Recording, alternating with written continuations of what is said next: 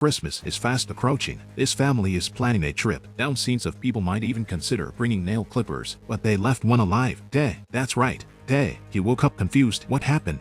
There's no one in the house, not a hair on his head. What's the point of thinking about it? From now on, Kai, I'm the head of the family. At such a young age, he can't realize the joy of freedom. He can't read to his heart's content his brother's collector's edition of magazines. He can't watch TV as long as he wants, even if he falls asleep. And when he's done, he can't eat the $3.80 tub of ice cream balls. Want to go sledding? What's the point of going to a ski resort? Well, you have the conditions in that house. I just threw my scarf away and came skiing. I was having a great time, but on the other hand, his mom was confused. She's worried about Kai because the security in their neighborhood is not good, and Christmas is coming soon. She didn't even dare to think about the future. At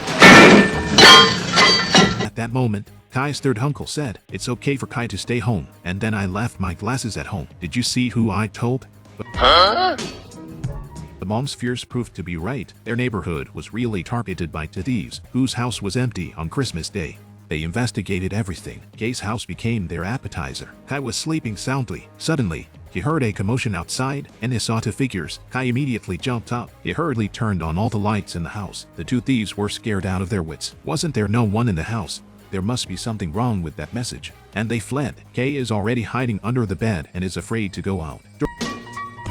During Christmas, Kai's house was targeted by two thieves. He was so scared that he hid under the bed and shivered. But on second thought, he was so handsome, a man should act like a man, so he plucked up the courage to assert his sovereignty. Come here.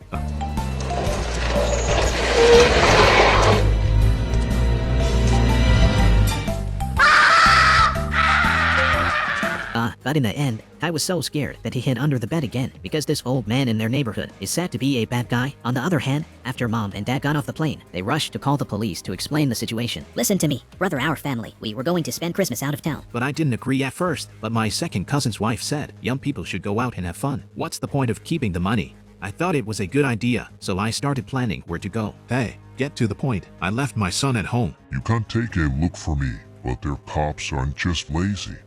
Let's go. After half a day of inking, one finally came. He knocked twice. He left when he didn't hear anything. That's bullshit. Kai was under the covers. How could he hear?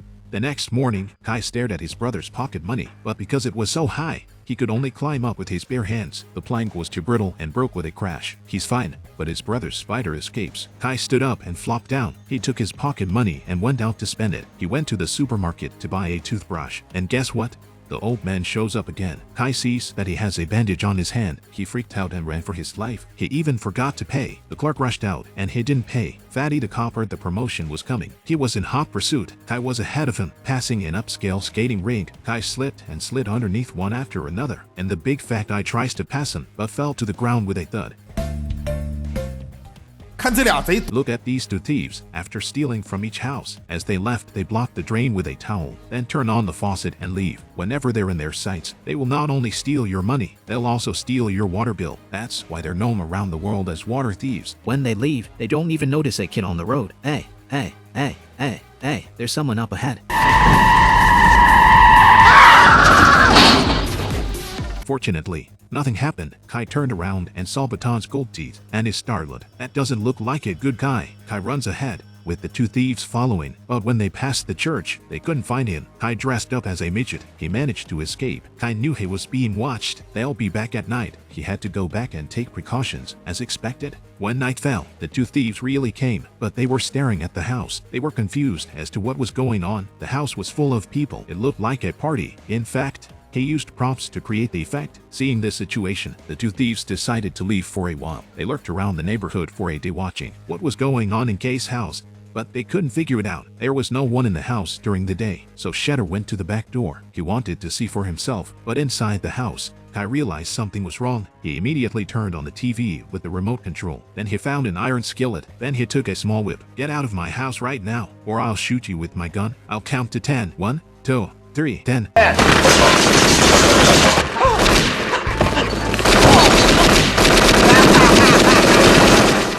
Confused when she saw it. What's wrong? She felt something was wrong. Then she saw that Kai wasn't nervous at all. He put things into the cash register one by one. And just like that, Kai went home with 2 bags.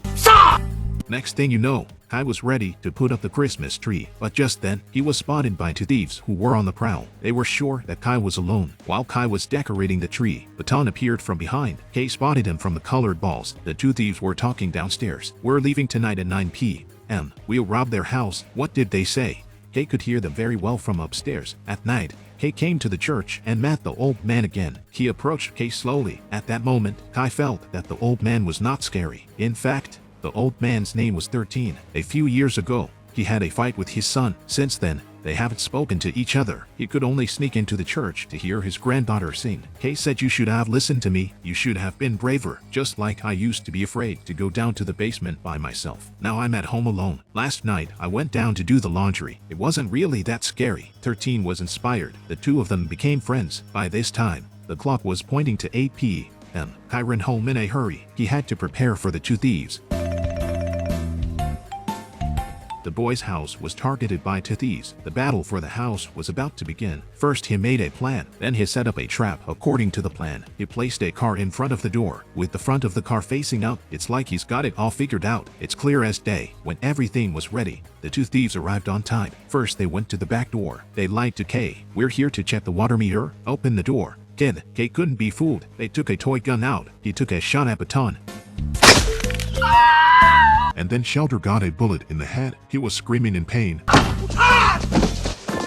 Yes!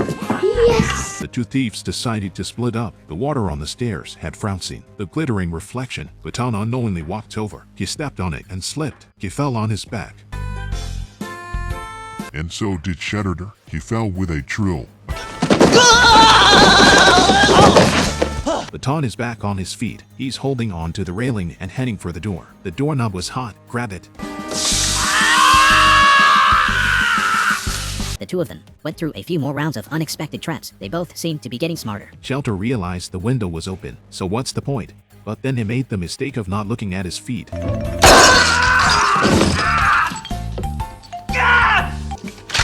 Oops, it's Christmas Eve. Kay's house was targeted by two burglars. They set up all kinds of traps. They tortured each other to death. There's no one here. Shelter went to the basement. It's pitch black in there. Turn the light on. Shelter struggles to get up and get ready to go upstairs, so as not to soil the floor of Kay's house. The glue on the stairs took off his shoes and his big cotton socks, and the nails.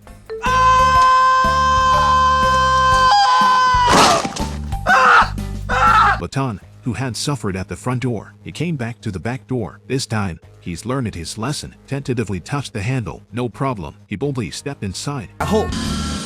Then the sudden perm turned his already small amount of hair, turned into a small sea of islands on all sides. Baton was so furious that he couldn't care less. Straight away, he kicked the door open and stepped smoothly into the room. He was determined to teach Kai a lesson. Then he was glued in the face, and the next second, Shelter found a new direction of attack, the window, but he didn't look at his feet. And then after a lot of maneuvering, the two thieves met in the first floor lobby. "Where are your shoes? Don't tell me. Look at your hair. It's full of hair. You shut up." At that moment, Kai shouted from above, "I'm here." When the two thieves heard that, they rushed upwards. Then Kai threw the paint. Baton stood in front of it and managed to dodge it. Shelter was knocked off his feet, but he didn't expect it. Neither of them got away. Kai called the police. He left his address at his elderly neighbor's house. After the incident, he ran to the other side, but he didn't expect that the two stupid thieves would be able to get ahead of him. Kai was lifted up and hung from the clothesline. That's when 13 appeared from behind. With one shovelful, he knocked the two thieves to the ground. In the end, they were arrested, but the story of Kai and the thieves wasn't over yet. The next day, Christmas Day, the whole family returned. Kai looked out of the window and 14 had come back too. He spent Christmas with his father. 13